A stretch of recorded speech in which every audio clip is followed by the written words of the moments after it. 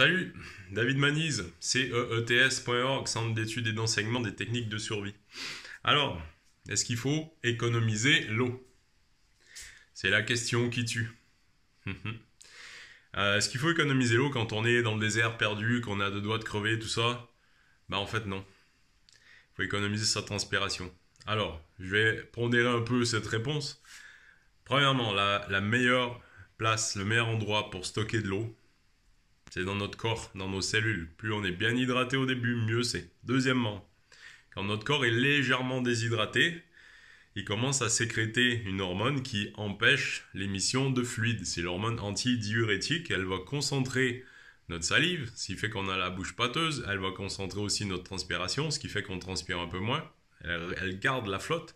Et elle va concentrer notre urine aussi. Si bien qu'on va commencer à faire pipi foncé. Ça veut dire qu'on est déjà en train de gratter, comme en fin de mois, notre eau. On est en train d'économiser l'eau.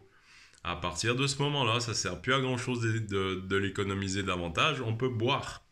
Maintenant, si on boit 1 litre d'un coup, ce qui va se passer, c'est que l'eau, elle va être absorbée que partiellement et l'autre va partir dans le pipi, ce qui est dommage quand on en a 1 litre pour passer beaucoup trop de temps.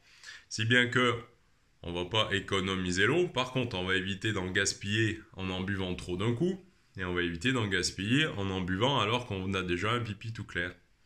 Donc dès que notre urine commence à être foncée, on peut boire en petite quantité, et ça va bien se passer parce qu'on va optimiser l'eau.